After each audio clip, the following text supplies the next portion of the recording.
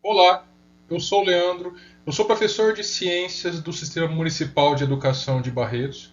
Bom, nessa aula eu falarei sobre a locomoção, com uma ênfase, com uma importância especial para os músculos nesse processo.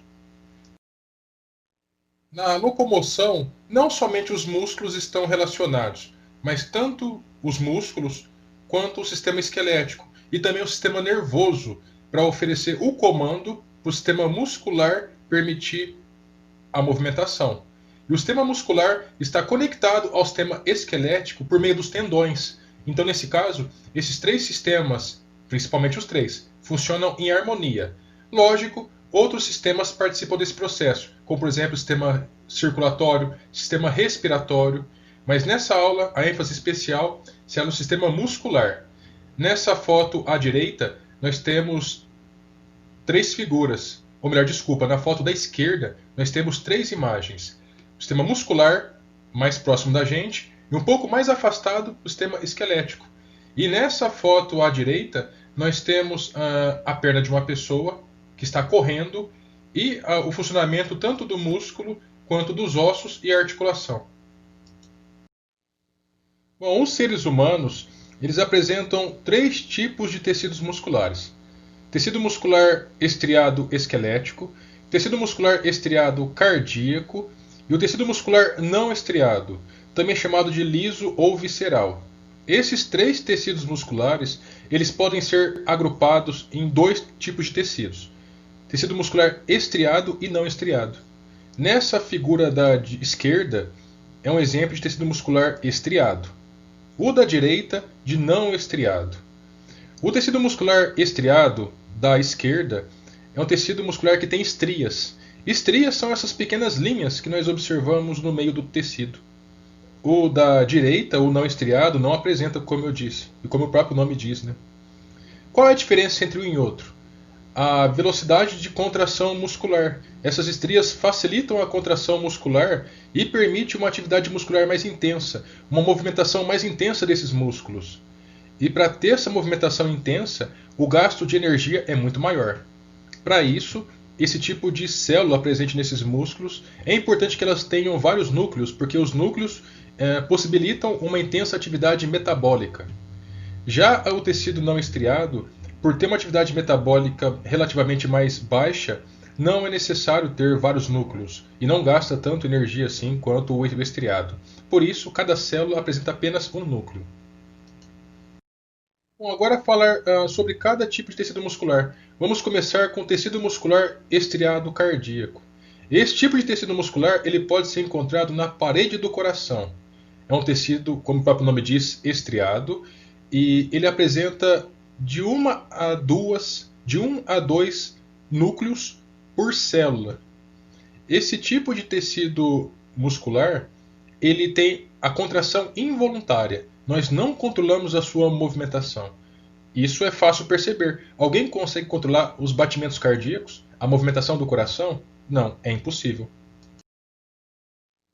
Bom, o tecido muscular não estriado, também chamado de liso ou visceral, como o próprio nome diz, visceral se refere às vísceras, aos órgãos. Esse tecido muscular pode ser encontrado na parede dos órgãos, como por exemplo no tubo digestório, ou seja, no intestino, no estômago, na parede dos vasos sanguíneos, na bexiga urinária, no útero e em outros vários órgãos. Esse tecido ele apresenta células relativamente menores que o tecido estriado, e cada célula apresenta um núcleo só por célula, porque a atividade metabólica de contração e de gasto de energia é menor. Esse tecido muscular ele apresenta comando involuntário. Nós não controlamos a movimentação dos nossos órgãos. Nós não controlamos, por exemplo, a movimentação do intestino, do estômago, da bexiga urinária. Bom, agora o tecido muscular estriado esquelético. É um tecido muscular estriado porque apresenta estrias transversais, que são essas linhas, como eu citei anteriormente. Por ter estrias, a intensidade na contração é maior com relação ao tecido não estriado, aos músculos não estriados. São células relativamente grandes, gastam mais energia que o músculo não estriado e por isso é necessário que apresentem vários núcleos por célula, que são essas estruturas com coloração roxa, azulada. Os músculos, os núcleos, eles são vários e periféricos, ou seja, eles não ficam no centro da célula, eles ficam mais para o canto, como a gente pode observar nessas figuras. Esse tipo de tecido ele fica associado ao esqueleto, por isso que é esquelético. E o comando dele é voluntário. Nós controlamos a movimentação desses músculos. Por exemplo, nós controlamos o nosso sorriso, controlamos a movimentação da nossa boca no ato de falar, controlamos a movimentação das pernas, dos braços. Isso tudo é tecido muscular estriado esquelético. Bom, esse tipo de tecido muscular ele é formado por dois tipos de proteínas, a actina e a miosina. A união dessas duas proteínas forma a unidade do músculo estriado esquelético, que é o sarcômero, que eu vou falar nos próximos slides. Bom, ainda falando sobre o tecido muscular estriado esquelético, toda pessoa, os seres humanos, apresentam em média 40% da sua massa tecido muscular estriado esquelético. Ou seja, qual é o significado disso? Se uma pessoa subir na balança e der 100 kg de massa, 40 kg corresponde a esse tipo de músculo. Bom, vamos iniciar entendendo quais são os principais componentes desse tipo de tecido muscular tão importante, no qual nós controlamos o seu movimento. Iniciando a partir dos ossos, lembrando que o osso não faz parte do tecido muscular. No entanto, o osso ele contribui com a locomoção. Por quê? Porque ele está conectado com o músculo por meio do tendão. O tendão é um tecido conjuntivo preso ao músculo, como eu já citei anteriormente. Bom, agora indo para os músculos propriamente ditos, conforme observamos nessa figura, o músculo ele é formado por vários feixes musculares, conforme indicado nessa seta avermelhada. O feixe muscular, por sua vez, a gente pode observar num pedaço de carne comprada no açougue, conforme indicado nessa seta vermelha no canto inferior esquerdo dessa figura. O feixe muscular, por sua vez, ele é formado por várias fibras musculares. Cada fibra muscular, também chamada de miócito, é uma célula muscular. As fibras musculares elas são formadas por várias miofibrilas. As miofibrilas elas têm na sua composição um outro tipo de estrutura chamada de miômero, ou também sarcômero.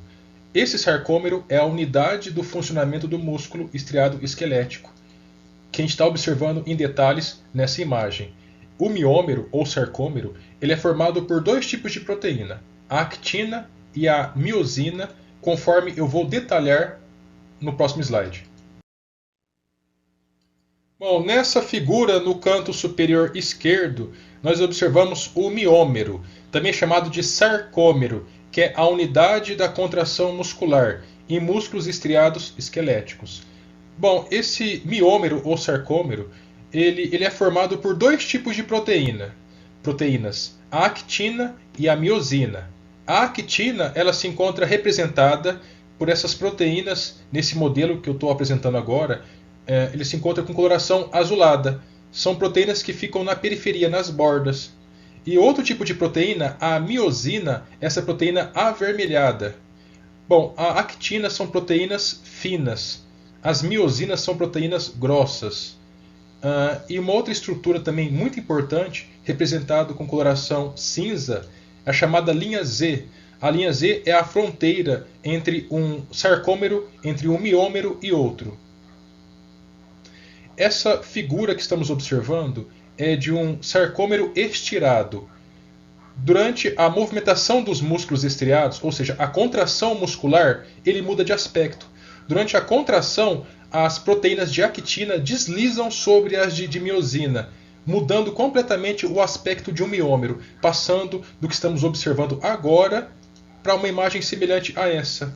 Percebam que nessa figura de baixo, com o miômero contraído, a actina ela se encontra mais intimamente ligada, mais próxima da miosina. Bom, para que haja contração muscular, é indispensável que haja íons cálcio. Além disso, essa movimentação da actina sobre a miosina há um consumo grande de energia. Essa energia ela se encontra presente próxima dos músculos na forma da molécula de ATP. Essa energia presente na molécula de ATP, ela vem a partir do açúcar que nós comemos. O açúcar é a principal fonte de energia dos seres humanos e da maioria dos seres vivos.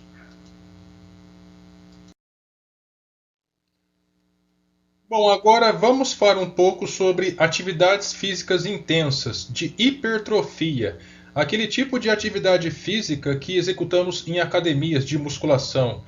É um tipo de atividade física que leva ao aumento das miofibrilas. Aumentando o volume das miofibrilas, aumenta-se também o volume da fibra muscular, da célula e todas as estruturas do nosso organismo que acompanham a atividade das células. Nesse caso, os vasos sanguíneos, a quantidade de nutrientes que chegam, oxigênio também. Bom, esse tipo de atividade física intensa é importante que haja um acompanhamento de um profissional qualificado, porque uma atividade física mal executada pode levar a vários problemas, dentre eles tendinite, lesões, entre outras.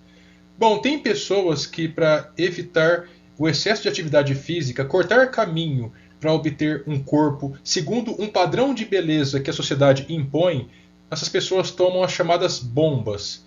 São chamadas também de esteroides anabolizantes, que são substâncias que imitam hormônios que levam ao crescimento, como por exemplo hormônio sexual masculino. Mas esse tipo de substância pode causar vários efeitos colaterais, como por exemplo danos nos rins, nos fígados, entre outros órgãos. Bom, uma situação que pode ser observada em músculos estriados esqueléticos é a ação antagônica. É um movimento antagônico de pares de músculos. Vamos observar na prática o significado desse antagonismo. Nessa figura à direita, observamos a posição de um braço. Nessa posição, significa que o bíceps se encontra contraído e, por sua vez, o tríceps, que é o músculo que se encontra nessa figura, um pouco abaixo do bíceps, se encontra distendido ou relaxado.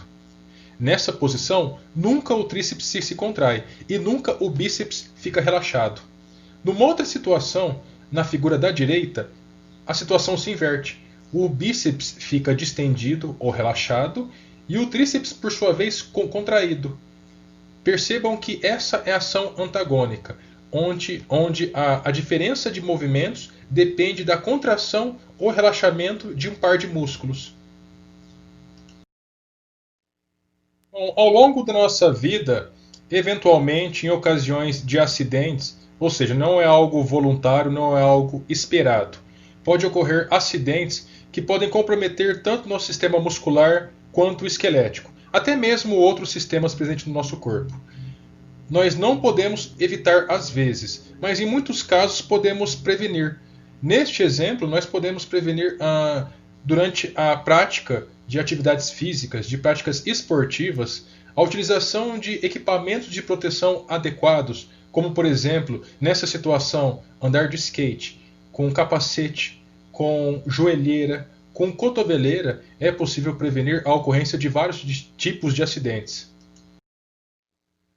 Bom, um momento propício para a ocorrência de lesões em alunos é o momento de levar o material escolar, ao ir para a escola.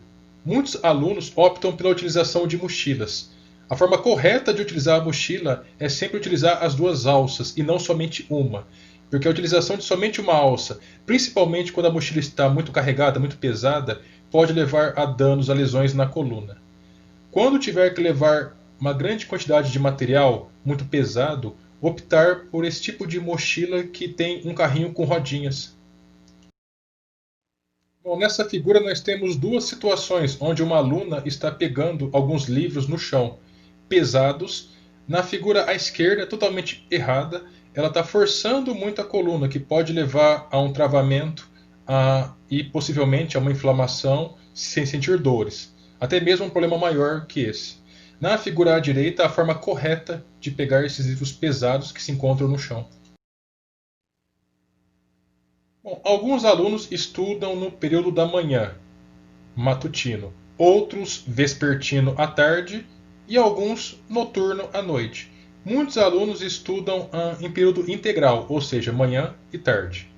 Todos esses alunos passam horas por dia sentados em cadeiras. Então, a posição na qual ele se senta é muito importante para a sua saúde.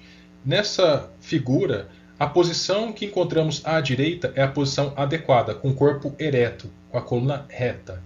A coluna dobrada, arqueada, conforme observamos na figura à esquerda, é típica, é adequada para a ocorrência de problemas. Bom, esse era o conteúdo que eu gostaria de ter transmitido.